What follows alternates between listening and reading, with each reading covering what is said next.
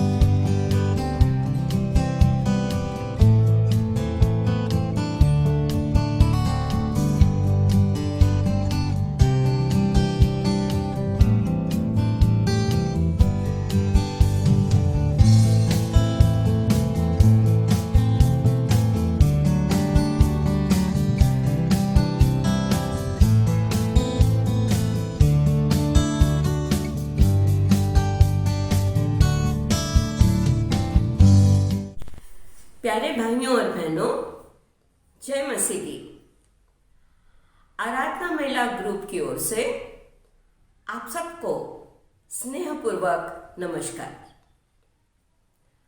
भजन संहिता 78 पहली आयत में कहा है, हे मेरे लोगों, मेरी शिक्षा को सुनो, मेरे मुंह के वचनों पर कान लगाओ। इसीलिए परमेश्वर के वचनों में हमारी अगुवाई करने के लिए मैं आमंत्रित करती हूँ आदरणीय पास्टर सृष्टि डेविड इनको। पास्टर सृष्टि, बाइबल मंथन परिवार की ओर से आपका स्वागत है। हमारे जीवन के कठिन दिनों में, शोकपूर्ण अवस्थाओं में, दुखों में, परेशानियों में, जब हमारे जीवन में कोई उम्मीद नहीं होती है तो हम किसकी ओर देखते हैं, क्या करते हैं, कहाँ जाते हैं? क्या हम कभी ये सोचते हैं कि हमारे जीवन में ये जो घटना हो रही है या फिर हम जिस परिस्थिति में हैं, उस घटना का या उस परिस्थिति का हमारे जीवन में उद्देश्य क्या है? क्या हम इन परिस्थितियों में हमारे उद्धारक परमेश्वर को जानते हैं या फिर हम परमेश्वर से भी अपना मुंह मोड़ लेते हैं? आइए देखें रूत के जीवन के द्वारा कि परमेश्वर ने इस मोआबी को, इस अकेली औरत को कैसे इस्तेमाल कर इसके जीवन द्वारा इस्राएल राष्ट्र के लिए अपनी महान योजना को प्रकट की। आइए मेरे साथ रूत की किताब में। रूत की इस कथा में अनेक पात्र हैं, लेकिन हम ये देखेंगे कि रूत, इस एक अकेली औरत को परमेश्वर ने कैसे इस्तेमाल कर इसके जीवन द्वारा पूरे इस्राएल राष्ट्र को आशीष करने की योजना रखी। अगर हम देखें न्यायियों की किताब में, तो इसका इस्राएली राष्ट्र का जो एक हिस्ट्री है या जो इतिहास है इसराइलियों का, न्यायियों में हमें यह देखने मिलता है कि इस्राएल के लोगों ने परमेश्वर के नज़र में गलत किया था। इसीलिए इस्राएल के लोग अन्य राष्ट्रों द्वारा पीड़ित और शासित थे, क्योंकि उन्होंने यहोवा की दृष्टि में गलत किया था। लेकिन जब इन लोगों ने, इस्राएली राष्ट्र ने परमेश्वर की ओर अपनी नज़र को रखा और जब परमेश्वर की ओर उन्होंने विनती की, तो परमेश्वर ने न्यायियों को इसराइलियों के लिए खड़ा कर दिया। तो उन सब के बीच रूत की एक किताब आती है। और जब हम देखें रूत, परमेश्वर रूत के जीवन के द्वारा अपनी बड़ी और महान योजना को प्रकट करते हैं। जब हम देखें रूत को पहले अध्याय में,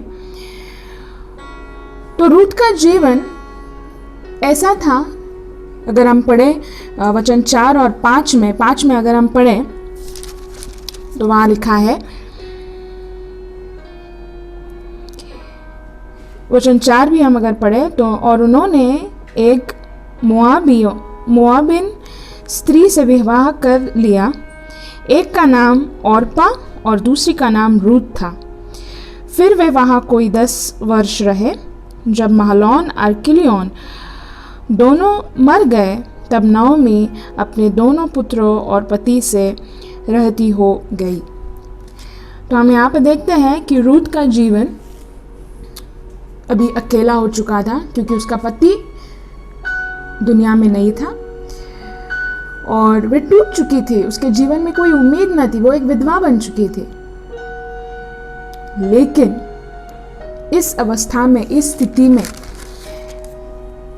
रूथ ने नओमी के प्रति विश्वास योग्यता रखी और परमेश्वर पे अपने भरोसे को दिखाया।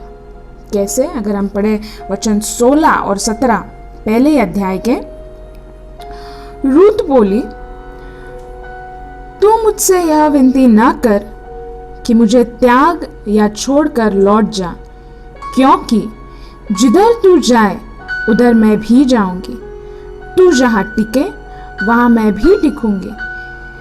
तेरे लोग मेरे लोग होंगे और तेरा परमेश्वर मेरा परमेश्वर होगा। जहां तू मरेगी वहां मैं भी मरूंगी और वही मुझे मिट्टी दी जाएगी। यदि मृत्यु छोड़ और किसी कारण मैं तुझसे अलग होऊं तो यहोवा मुझे वैसा ही वर्णन उससे भी अधिक करे। जब उसने यह देखा कि वह मेरे संग चलने को स्थिर है, तब उसने उससे और कुछ न कहा। यह हम देखते हैं कि रूथ नओमी से यह कहती है कि तू मुझसे विनती ना कर कि मैं तुझे छोड़कर या त्याग कर लौट जाऊं। रूथ इस अवस्था में है कि वो खुद टूट चुकी है, उसके जीवन में कोई उम्मीद नहीं है, वो एक अकेली औरत है। लेकिन नओमी के प्रति उसने अपनी विश्वास योग्यता को रखा और वो एक मोआबी, अन्य राष्ट्र की होकर भी उसने पहला कदम परमेश्वर की ओर लिया, क्योंकि वो कहती है वचन 16 और 17 में, क्योंकि जिधर तू जाए उधर मैं जाऊंगी, जहां तू टिके वहां मैं टिकूंगी। तेरे लोग मेरे लोग होंगे और तेरा परमेश्वर मेरा परमेश्वर होगा।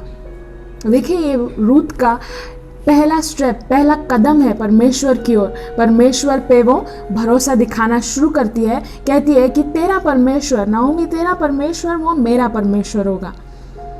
रूथ ने प्रभु पर विश्वास तभी रखा जब उसके अपने जीवन में कोई उम्मीद नहीं थी।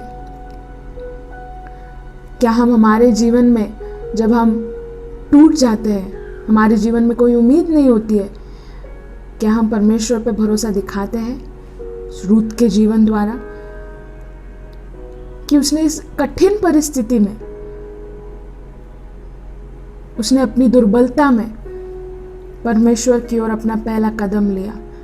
नओमी के साथ वो दृढ़ रही, क्योंकि वचन कहता है वचन 18 में, जब उसने यह देखा कि वह मेरे संग चलने को स्थिर है, तब उसने उससे और कुछ न कहा। रूथ स्थिर थी। स्थिर अगर हम इंग्लिश वर्जन में देखें तो डिटर्मिनेशन टू डू समथिंग। स्थिर कि मुझे ये करना ही है। अनशेकेबल। रूथ का जीवन उस प्रकार उसने रखना शुरू कर दिया था कि उसने अपने जीवन में जब उम्मीद ना थी तो परमेश्वर की ओर उसने अपनी आँख को उठाया और कहा कि तेरा परमेश्वर मेरा परमेश्वर होगा। हमारे जीवन में जब ऐसी परिस्थिति आती है, क्या हम परमेश्वर को अपना उद्धारक बनाते हैं? रूथ ने अपनी दुर्बलता में परमेश्वर को अपने जीवन में रखा, परमेश्वर की उपस्थिति को अपने जीवन में रखा, अपनी आंखों को परमेश्वर की ओर उठाया और कहा कि नओमी तेरा परमेश्वर मेरा परमेश्वर है। और जब रूथ ने ये पहला कदम परमेश्वर की ओर रखा, तब हम देखते हैं आगे चल के तीसरे अध्याय में कहा है कि रूथ के कैरेक्टर्स को बताया कि वो एक विनम्र महिला थी। She was a humble woman, विनम्र महिला थी। और तीसरे अध्याय के 10वें वचन में अगर हम पढ़े तो वो एक योग्य महिला थी, एक वर्दी वुमन। अन्य राष्ट्र की, मोआब राष्ट्र की ये एक औरत, एक महिला साधारण सी महिला जब इस्राएल राष्ट्र में आती है तो वहाँ के लोग कहते हैं कि ये एक विनम्र महिला है, ये एक योग्य महिला है, शी इज़ अ वर्दी woman, she is a humble woman. इसकी गवाही लोग देते हैं। क्यों? क्योंकि रूथ ने परमेश्वर की ओर अपने पहले कदम को रखा था। कहा था कि तेरा परमेश्वर ये मेरा परमेश्वर होगा। शायद रूथ को परमेश्वर के बारे में कुछ ना पता हो, क्योंकि वो मोआब राष्ट्र की थी। अगर हम मोआब राष्ट्र देखें तो मूर्ति पूजा, इन चीज़ों में मोआब राष्ट्र बहुत ही आगे था। पर रूथ उन सब चीज़ों को छोड़कर परमेश्वर में उसने अपनी विनम्रता को दिखाया, परमेश्वर पे अपने भरोसे को दिखाया। परमेश्वर में उसने अपने आप को दृढ़ रखा और कहा कि परमेश्वर मेरा परमेश्वर होगा, इस्राएल का वो परमेश्वर मेरा परमेश्वर होगा। रूथ की जब ये गवाही दी गई कि वो एक विनम्र महिला है, वो एक योग्य महिला है, देखते हैं कि परमेश्वर ने उसके जीवन को कैसे उठाया। मोआब राष्ट्र की ये अकेली औरत जब इज़राइल में आती है तो उसका जीवन परिवर्तित होने लगता है। क्यों? पहले क्यों? क्योंकि उसने पहला अपना कदम परमेश्वर की ओर लिया। उसने अपना पहला कदम परमेश्वर की ओर भरोसा दिखाया। दूसरा कदम जब हम देखते हैं वचन 18 में कि वो स्थिर थी। उसने जो भी नाओमी को कहा था कि तेरे लोग ये मेरे लोग होंगे, जहाँ तू टिकेगी वहाँ मैं टिकूंगी, जहाँ तू जाएगी वहाँ मैं जाऊंगी, जहाँ तू मरेगी वहाँ मैं मरूंगी, ये जो कुछ भी उसने बातें वचन 16 और 17 में कही, वो सब करने के लिए वो स्थिर थी। जब हम हमारे जीवन में ऐसी जब परिस्थितियाँ आती है और जब हम परमेश्वर की ओर देखते हैं कि हाँ परमेश्वर मैं निर्बल हूँ लेकिन मेरी चट्टान तू है, जब हम स्थिर होते हैं कि परमेश्वर हमारा गढ़ है, तो निश्चित परमेश्वर हमें आशीषित करता है। मेरे जीवन में एक ऐसा वक्त था जहाँ पर मैं टूट चुकी थी। कोई राह मुझे दिख नहीं रही थी। मुझे ऐसा लग रहा था कि मेरा जीवन ख़त्म हो चुका है। मैं किसी भी चीज़ की मेरी कोई पात्रता नहीं है कि मैं किसी भी चीज़ के लिए इस्तेमाल हो सकूं या परमेश्वर की सेवा में इस्तेमालित हो सकूं या परमेश्वर के लिए मैं कुछ कर सकूं या अपने खुद के जीवन के लिए कुछ कर सकूं। इस प्रकार मेरा जीवन टूट चुका था। पर जब परमेश्वर की ओर मैंने अपनी नज़र को रखा, जब परमेश्वर के आदेश को या परमेश्वर के वचन को अपने जीवन में मैं धीरे धीरे जैसे लेने लगी, मेरे प्यारे भाइयों बहनों, उससे अद्भुत कार्य आज तक मेरे जीवन में नहीं हुआ कि अगर मैं आज संसार में होती तो शायद मैं भटक चुकी होती, शायद मैं और भी किसी मुश्किल परिस्थिति में होती। लेकिन जब परमेश्वर की ओर मैंने अपनी नज़र को रखा, जब परमेश्वर की ओर मैंने अपनी दृष्टि को रखा, तो जितना आनंद मुझे आज अपने जीवन को देखकर होता है कि किस प्रकार परमेश्वर ने बड़े ही प्यार से, बड़े ही स्नेह से, अपने अद्भुत कार्य से मुझे संभाल के रखा है और अपनी सेवा के लिए इस्तेमालित कर रहा है। मैं आपसे कहती हूँ भाइयों बहनों, इससे बड़ी चीज़ मेरे जीवन में और कोई नहीं है। क्यों? क्योंकि परमेश्वर मेरा गढ़ है। परमेश्वर के प्रति मैंने अपने जीवन को रखा। कोई उम्मीद न थी पर परमेश्वर था। जब आपके भी जीवन में कोई उम्मीद ना हो और सिर्फ परमेश्वर है तो आपके पास सब कुछ है।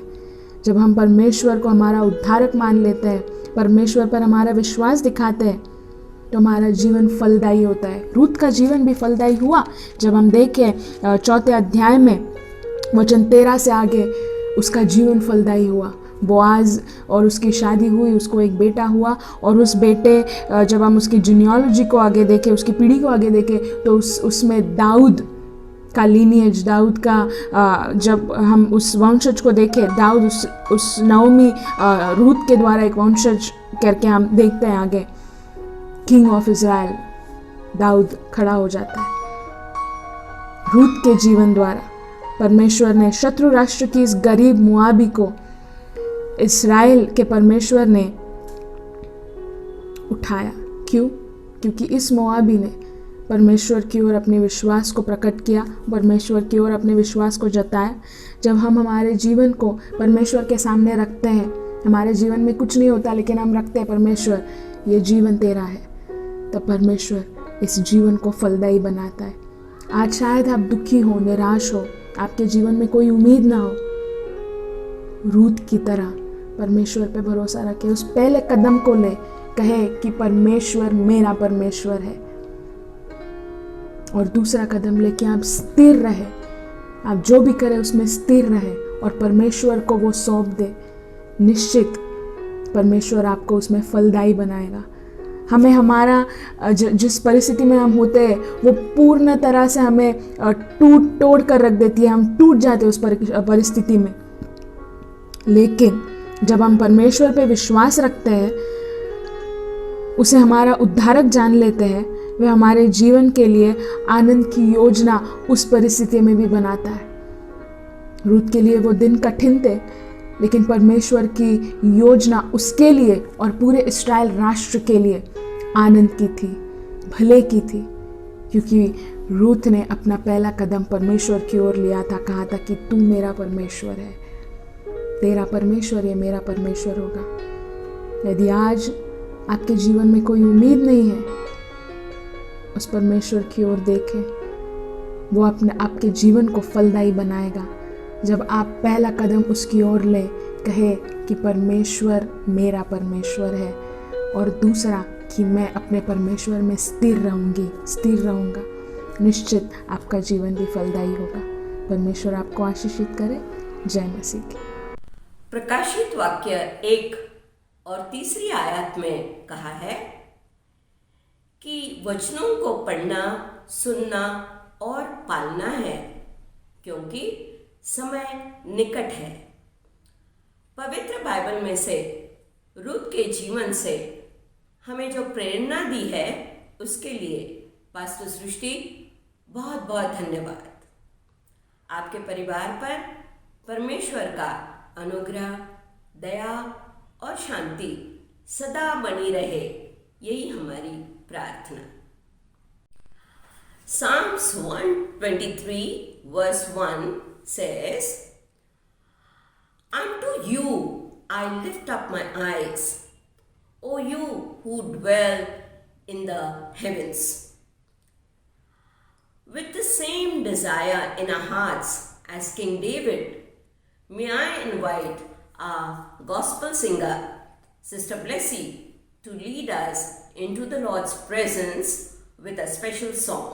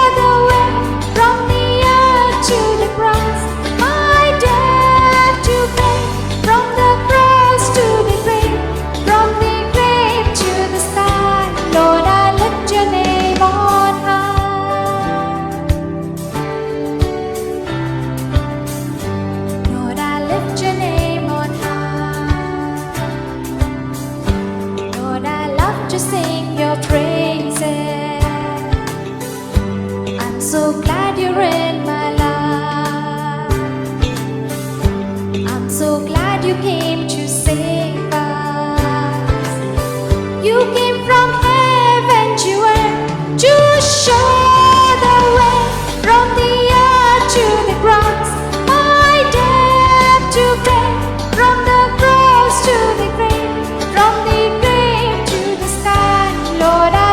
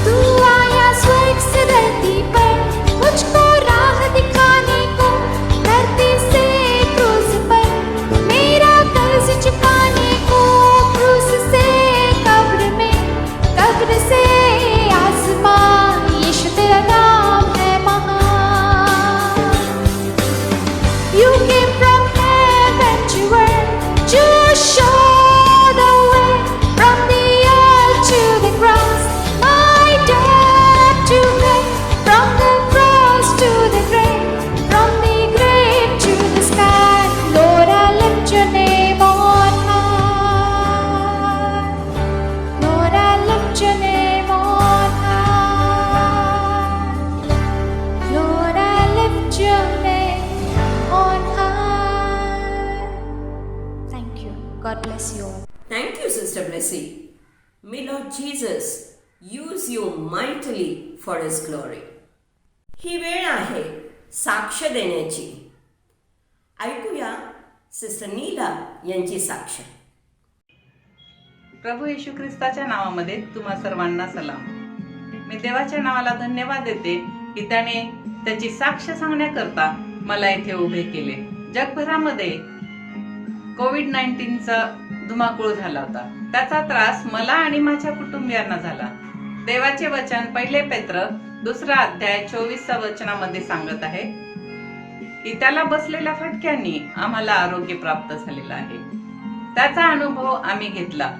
देवाच्या नावाला मी धन्यवाद देते की मला आणि माझ्या कुटुंबियांना दवाखान्यामध्ये ऍडमिट होण्याची वेळ येऊ दिली नाही, की इंजेक्शन घेण्याची गरज पडली नाही.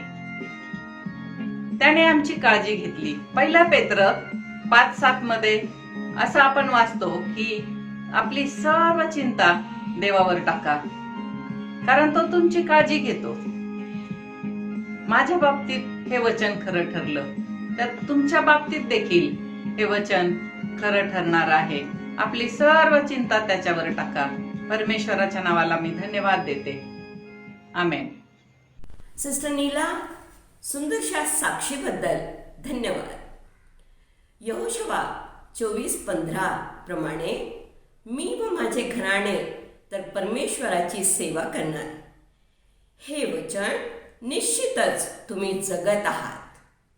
तुम्ही तुमचे पती देवाचे सेवक पास्टर अनिल बनसोडे देशात परदेशात टीव्हीवर वचनाची सेवा करतात.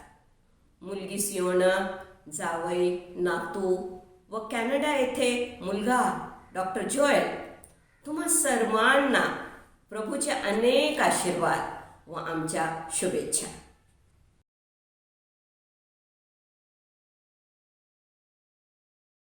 Dear brothers and sisters, let me encourage you by reciting few lines for you titled Traveling on My Knees.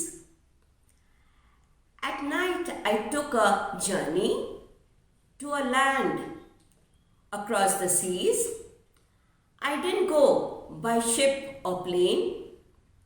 I traveled on my knees. I saw so many people there in bondage to their sin, and Jesus told me I should go, that there were souls to win. But I said, Jesus, I can't go to lands across the seas. He answered quickly, yes, you can, by traveling on your knees. You pray, I'll meet the need. You call, and I will hear. It's up to you to be concerned for lost souls far and near. And so I did, and knelt in prayer, gave up some hours of ease, and with my Savior by my side, I traveled on my knees. As I prayed on, I saw souls saved and sick persons healed. I saw vineyard workers' strength renewed while laboring in His field. I said, yes, Lord, I'll take the job. Your heart I want to please. I'll heed your call and swiftly go by traveling on my knees. In closing, I pray, may the Holy Spirit help us to travel on our knees without any excuse and reach out to the lost souls. Thanks for joining the Bible Manthan family. Stay blessed. Shalom.